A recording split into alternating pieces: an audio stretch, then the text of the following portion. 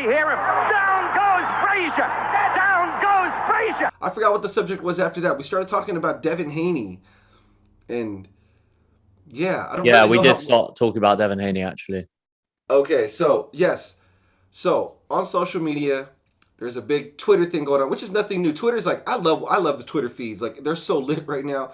Jojo Diaz, Ryan Garcia, Devin Haney, all going back and forth about who's ducking who should have took the fight, who should have took the mandatories.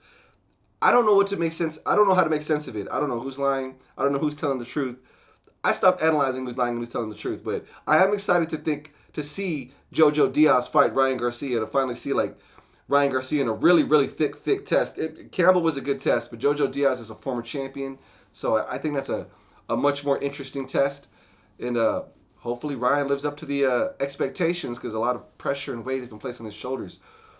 What do you think about Ryan Garcia going into a fight with Jojo Diaz and a potential for them against Devin Haney? See, it's interesting because Ryan Garcia has very limited ring experience, if I think about it, because most of his fights have gone, 1 to 7 rounds, right? Mm-hmm. Whereas the likes of Devin Haney, he actually usually goes to points. So he's got a lot of rounds under his belt. Ryan Garcia has had 20 plus fights, but he has very limited experience because of the amount of rounds they've gone. And I think a fight with Jojo Diaz could prove really difficult for him because it can go into the latter stages of the fight. It can go into the 6th to championship rounds. And he's not used to that yet. So we haven't even seen if he's got the stamina for that. We haven't seen, we've seen him get up and face adversity, but we haven't seen him go the full 12 rounds. So it'll be an interesting fight for him. Oh, I think Jojo will prove to be really difficult for him, though. I think his style is much more brawly. He boxes, and he's an amazing boxer. However, he definitely fights more on the inside, unlike someone like Campbell, who will box you on the outside because he's an ex-Olympian and, a very good southpaw boxer. Do you think that would play into Ryan Garcia's strengths, though? Someone like Jojo Diaz coming inside, or do you think that would be really bad for Ryan Garcia to have a guy just dig dead into his chest?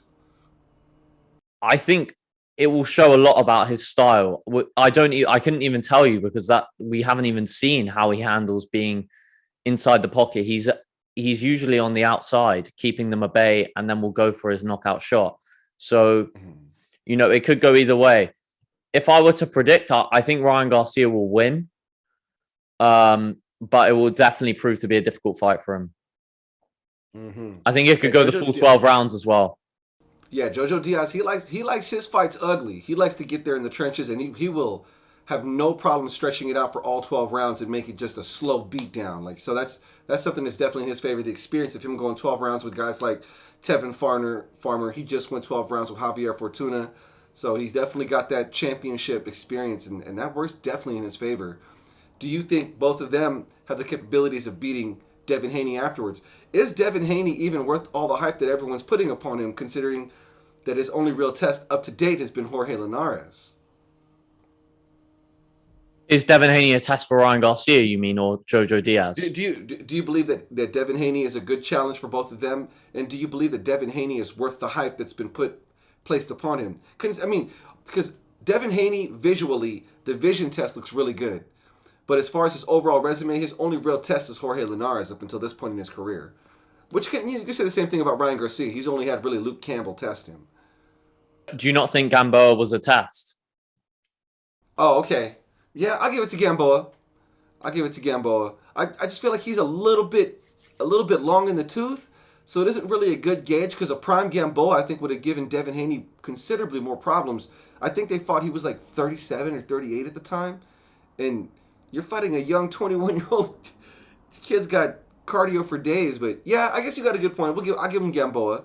I don't want to just totally throw Gamboa under the bus, but he definitely isn't the specimen he used to be when he was winning those championships.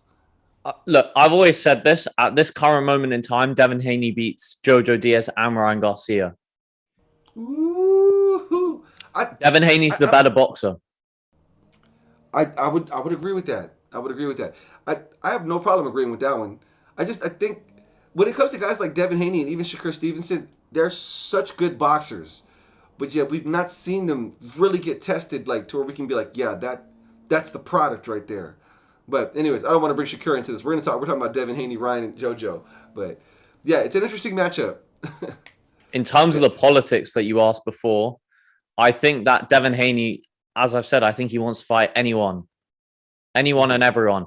He's up for the Ryan Garcia fight. He's up for the Jojo Diaz fight. I think they're the ones that are playing around.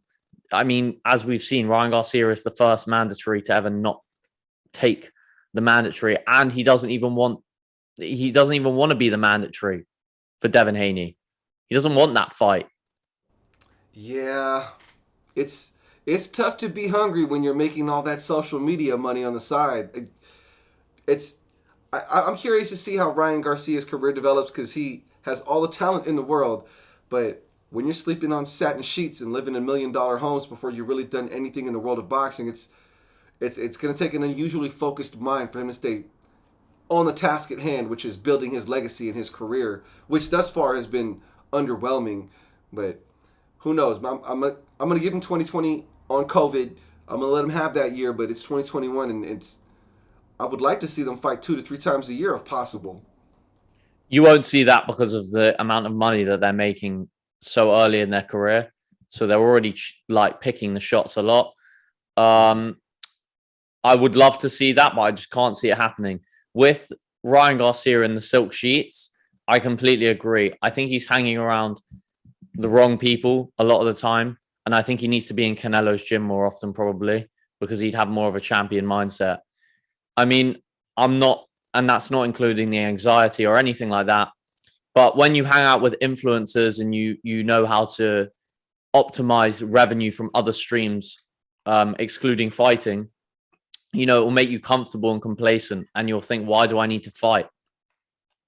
Why do I need to have these hard fights? I don't need to. I'm making so much money outside of this. So it's a complicated one because he's one of the first influencer type boxers. Becoming an influencer before you're even, a seasoned professional. He had 8 million followers when he's had 20 fights against no mark boxers. Oh, he's definitely the prototype for this new social media promoted boxer era that we've kind of just stumbled into on accident for sure. Ryan Garcia is the main guy, so he's either going to be larger than anything we've ever seen or fizzle and bust. So the pressure's on his shoulders, and I can understand why he had to drop out for a minute due to anxiety, because I don't know what that kind of pressure's like on a person, but it was too much. I don't like to hate on Ryan Garcia. A lot of people really hate on Ryan Garcia, call him an influencer boxer.